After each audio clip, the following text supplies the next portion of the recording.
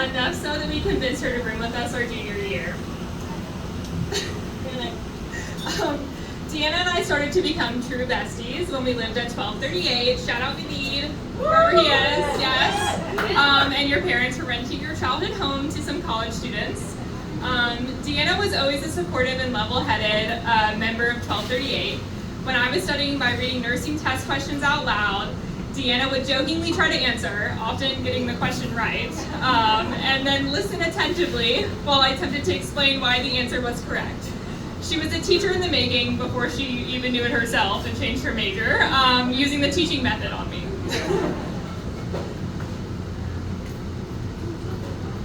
When I thought I failed my anatomy lab and wouldn't be able to start my internship in the fall because I forgot to take my online final and I got a 0, I was sitting in our living room at 1238 just absolutely sobbing while Deanna did everything she could to help me.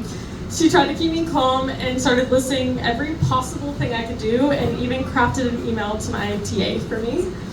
In the end, she redid the math and we figured out that I, in fact, did not fail that lab when I got that 0. College with Deanna was also about having fun, and some memorable college nights were spent intently watching the best TV show ever, The Bachelorette. Yes. We would playfully watch Guess Who Would Make It to the Next Week and hope to fall in love with in a much less dramatic way than those reality TV girls. Sorry.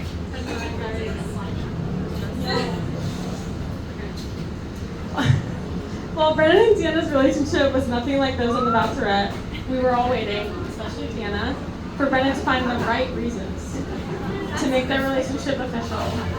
Casually during dinner, Deanna would often mention a story Brennan had told her, or Brennan's reaction to a frisbee drama they had requested or discussed over text while he was in Germany.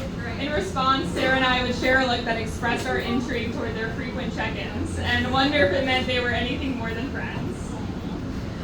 Brennan and Deanna, it is a privilege to know you and to be a part of your love story. We're very proud to say that we are one of the few people who have seen your relationship unfold from the very beginning. We got to meet both of you as individuals, and then we're part of you coming together as a couple. By watching you guys, I can see how important it is to build a foundation of true friendship in your partner. I have seen how important it is to be brave and seek adventure with your partner when you both move to Boston and build your post-grad life. We are so happy to celebrate your marriage with you tomorrow.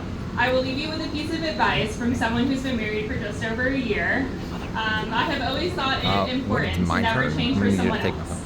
I've learned over the last year that changing for someone is very different from being better for someone else, and I urge you both to be yourself, but to encourage growth in each other.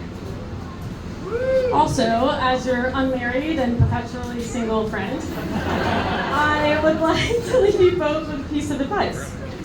I don't know much about the kind of love that leads to marriage, but I believe that kind of love is the same kind of love I feel for my family and I feel for Deanna as my closest friend.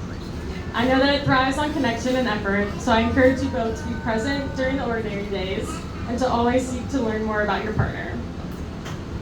So, here's to love, to growth, and best adventure yet.